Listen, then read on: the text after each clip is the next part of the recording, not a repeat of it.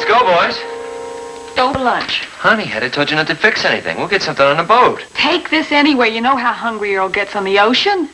And on the land. Come on, Dad, let's go. Yeah, bye, Mom. Bye, son. Have a good time and obey Mr. Wagadorn. You too, Earl. If they don't obey me, I'll feed them both to the sharks. Get going, fishermen. Happy halibut. Happy fishing.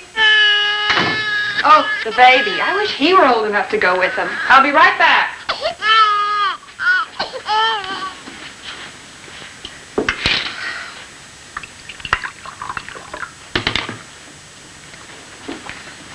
Thanks. The bottle slipped out of his mouth and he's too lazy to pick it up himself. Takes after his mother. Huh? Too lazy to pour her own coffee.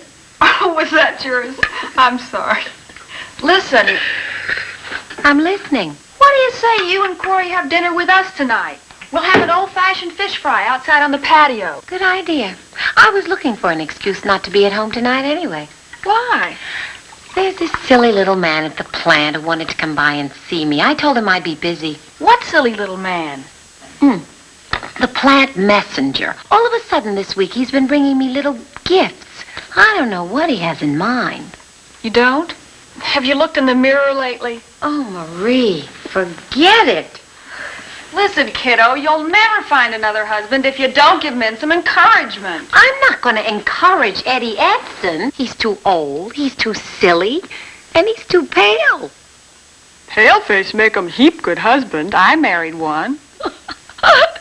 You nut. Well, anyway, we have a deal. Fish fry at the Wagadorns tonight. Deal. And I'll make some coleslaw. And I'll go to the market and buy the fish. Buy some? We just sent 3 men with rods and reels out on the ocean. Take my word for it, Julia. If we want fish tonight, we better buy it. Leonard J. Wagadorn is the world's unluckiest fisherman. Are you starting those now? I just heard Lenny's car pull up. Here, you do it while I mix him a drink. He always wants one when he gets in to drown his sorrows. Hey! Hello! Welcome home. Marie, they're coming in the back way. What a day. Lenny, you never come in the back way. You must have caught some fish. Me? And spoil my record? Where are the boys? They're dragging along. We're all bushed. See, Julia? I told you he never catches anything but a sunburn. Not even one little bite? Oh, plenty of bites, but halibut are too tricky for me. Hey, Dad! Help us! Help yourself, big shot. You caught 'em, you haul 'em. Caught what? Fish! They didn't. Yes, we did. Luckiest 2 kids I ever saw. Halibut, bonita, bass, every bait they dropped. Bingo.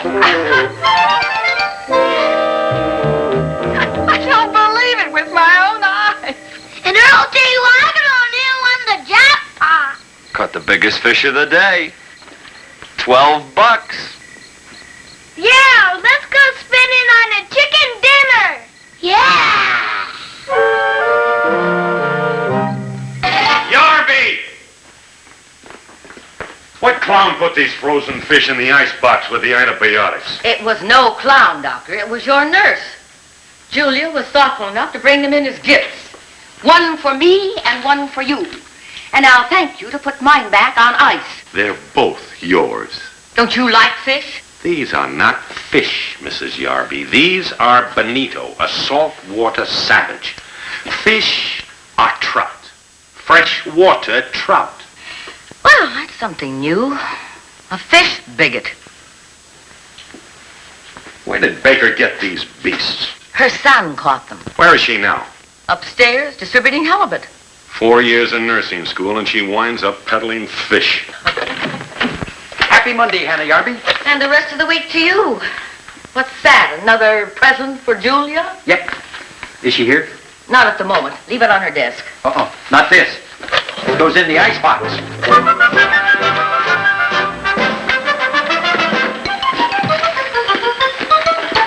What is in that paper? Something one of the boys upstairs gave me. What is it? A frozen halibut. Ow! Ow!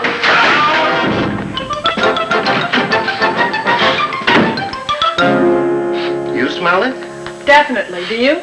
Likewise, definitely. What could it be, a disagreeable odor like that? It's a disagreeable odor. Good evening, Marie. Mr. Cooper?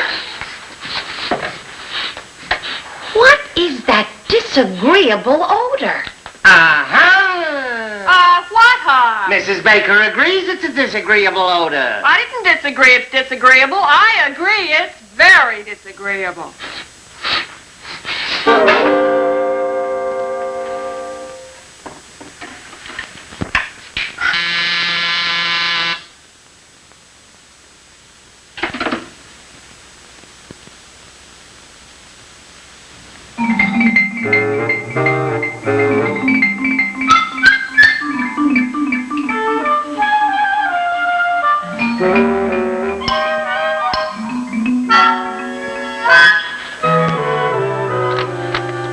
Eddie, what in the world? Please forgive me. I hope I'm not disturbing you. Well, I have to wash and press my I'll hair. only be a minute. Here, I brought you some kumquats. Do you grow these in your backyard, too? No, my neighbor grows them in his backyard. But there's a hole in the fence. Can I come in? My son is asleep. You know, Julia, at the plant, I'm just a happy little guy, always making jokes and all. The real me's different. I'm like that guy in the Italian opera, the circus clown with the painted smile, but underneath, the man with a broken heart. You know the one, pal Joey? You mean Pagliacci? Yachi, Joey. He was somebody's pal. Only I don't have a pal. Eddie, I'm sure you have many. No. My farewell dinner's only 4 nights from now, and it's a terrible thing to say, but I don't have a date. And it's just not right for the guest of honor at his own testimonial farewell dinner to show up alone, is it? Oh, that's why you've been... all those little gifts. Oh, no, Julia. I'd bring you things, even if I didn't want you to do me this favor. Eddie, there must be someone else you can ask. You're the only one I can ask this favor of, Julia. Eddie, please, I hope you'll understand what I'm going to say. Before you do, let me explain. I've had this crush for such a long time, and I'm not the romantic type of man who can tell a woman what's in his heart.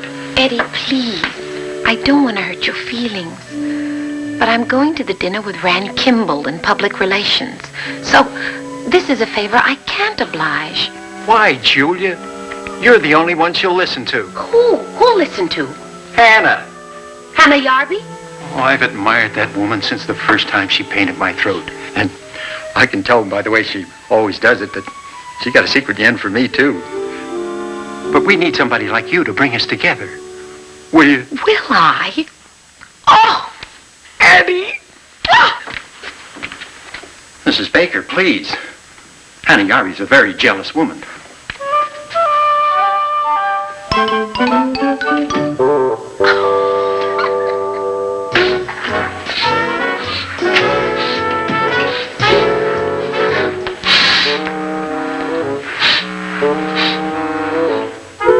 You want apartment 5 upstairs. Now, how do you know that? How? Logic.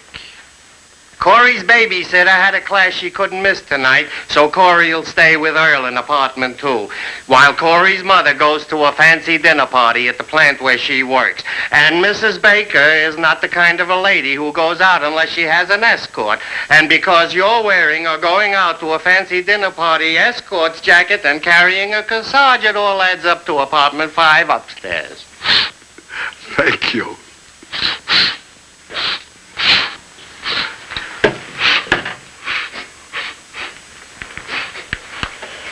Does it always smell like this around here? Like what? Like a condemned fish market. That's it. Uh-huh. Reggaeton.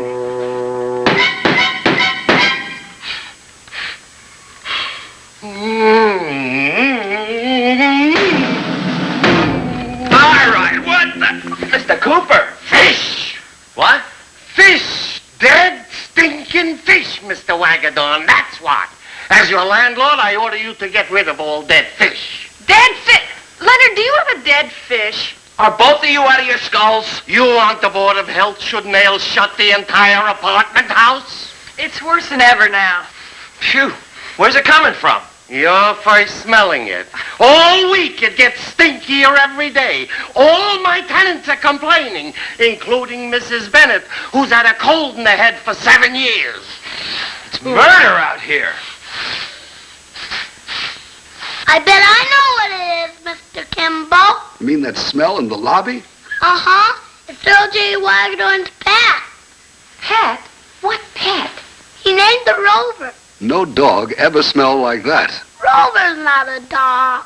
Corey, get your overnight bag. We better leave. It's right there.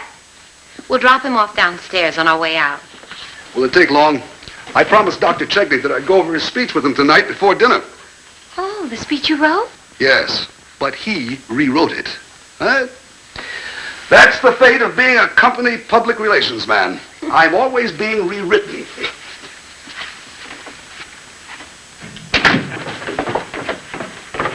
Hi, I'm here to spend the night. Go on in, Corey. Earl's watching TV. What's going on? Your nose doesn't make an announcement to you. Did you look in the baby couch under the mattress?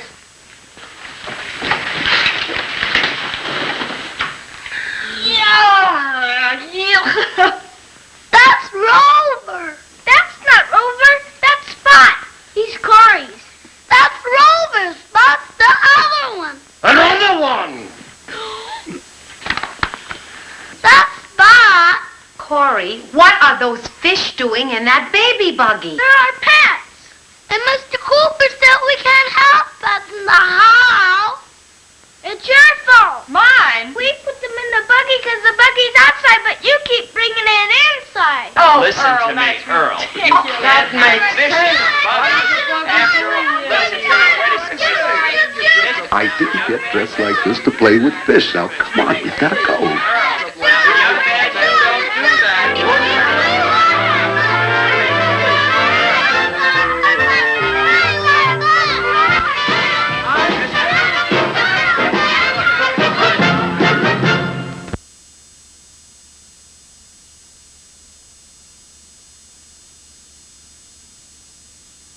Got rid of that pest. Let's get back to work, all of us. That faucet is still dripping in there, Yarby. Will you get somebody on it? PDQ. Good morning. Mail and messages for all. Surprised? Try shocked. I know I retired. But after all the nice things you said about me Saturday night, Doc, I realized how much everybody here at the plant loves me. So I decided to stay on another 10 years.